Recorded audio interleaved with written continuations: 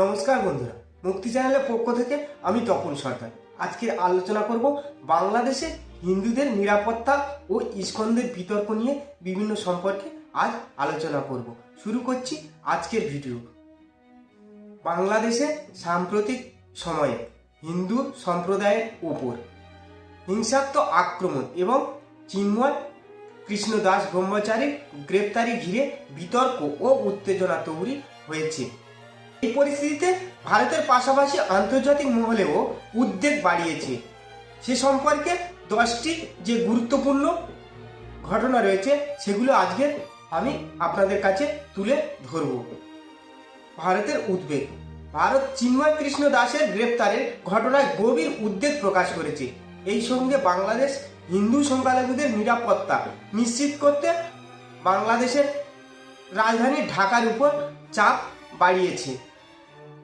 হিন্দু সম্প্রদায়ের উপর হামলা। বাংলাদেশে 17 কোটি মানুষের মধ্যে মাত্র 8% হিন্দু রয়েছে। 5ই আগস্ট শেখ হাসিনা সরকারের পতনের পর থেকে 50টিরও বেশি জেলায় 200টির বেশি হামলার ঘটনা ঘটেছে জানা গেছে। চিন্ময় কৃষ্ণ দাসের গ্রেপ্তার। 25শে নভেম্বর ঢাকা বিমানবন্দর থেকে ইসকনের প্রাক্তন মুখপাত্র চিন্ময় কৃষ্ণ দাস ব্রহ্মচারীকে গ্রেপ্তার করা হয়। তার বিরুদ্ধে রাষ্ট্রদ্রোহিতার জড়িত থাকার মামলা করা হয়েছে। অভিযোগ ও বিতর্ক। অভিযোগ হয়েছে অক্টোবরে একটি র্যালির সময় বাংলাদেশের জাতীয় পতাকার ওপর গেরুয়া পতাকা উত্তোলন করেছিলেন চিন্ময় কৃষ্ণ দাস ব্রহ্মচারী। এ নিয়ে তাকে ও তার আরও 18 জন সঙ্গীকে অভিযুক্ত করা হয়েছে। হিংসাত্মক প্রতিবাদ ও প্রাণহানি। গ্রেপ্তারের পর ঢাকা ও চট্টগ্রামের বিভিন্ন শহরে হিন্দু সম্প্রদায়ের প্রতিবাদ সংহতি রূপ নেয়। চট্টগ্রামে এক আইনজীবীর মৃত্যু ঘটে, যা উত্তেজনা আরও বাড়িয়ে দেয় বাংলাদেশে। বাংলাদেশ সরকারের প্রতিক্রিয়া।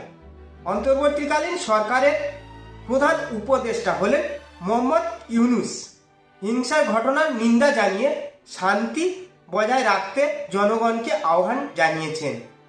ইসকনের প্রতিক্রিয়া। চিন্ময় কৃষ্ণ দাসের গ্রেপ্তারে তীব্র নিন্দা জানিয়েছেন ইসকন। সাংগঠনিক বাংলাদেশের সরকারের প্রতি হিন্দু সম্প্রদায়ের সহ অবস্থান নিশ্চিত করার আহ্বান জানিয়েছেন। ভারতের রাজনৈতিক প্রতিক্রিয়া। ভারতের একাধিক রাজনৈতিক নেতা চিন্ময়ের গ্রেপ্তার নিয়ে উদ্বেগ প্রকাশ করেছেন এবং কেন্দ্রীয় সরকারের কাছে হস্তক্ষেপের দাবি জানিয়েছেন। বাংলাদেশের অবস্থা। ইসকন বাংলাদেশের চিন্ময় কর্মকাণ্ড থেকে নিজেদের দূরে সরিয়ে নিয়েছেন। সংগঠনের সাধারণ সম্পাদক চারুচন্দ্র দাস ব্রহ্মচারী জানিয়েছেন, শৃঙ্খলা ভঙ্গের কারণে চিন্ময়কে ইতিমধ্যে সংগঠনের সব পদ থেকে সরানো হয়েছে। শেখ হাসিনার সমর্থন।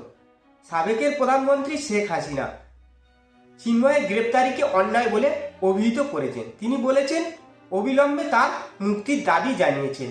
সব সম্প্রদায়ের জীবন, সম্পত্তি এবং ধর্মীয় স্বাধীনতা সুরক্ষিত করতে হবে। আওয়ামী লীগের পক্ষ থেকে এক বিবৃতিতে তিনি বলেছেন, সাম্প্রতিক সমন্বয়ে মন্দির পোড়ানো এবং অন্যান্য সংখ্যালঘুদের ওপর সংঘটিতার ঘটনার গভীর উদ্বেগ প্রকাশ করেছেন। এই ঘটনাগুলো বাংলাদেশের ধর্মীয় হিংসা, গভীরতা ও সংখ্যালঘুদের নিরাপত্তার বিষয়টি আরও স্পষ্ট করে তুলেছে। একই সঙ্গে এই বিতর্ক দক্ষিণ এশিয়ার আঞ্চলিক রাজনৈতিক ওপর প্রভাব ফেলতে পারে। সকল হিন্দু ভাইদের উদ্দেশ্য করে কিছু কথা না বললেই নয়। আপনারা কেউ দেশ ছাড়বেন না, ভয় পাওয়ার কোনো কারণ নেই। দরকার হলে আমরা হিন্দু সমাজ ও অসহযোগ আন্দোলনে ডাক দেব। আমরা সংখ্যালঘু হলেও কিন্তু সারা বাংলাদেশে কম হিন্দু না।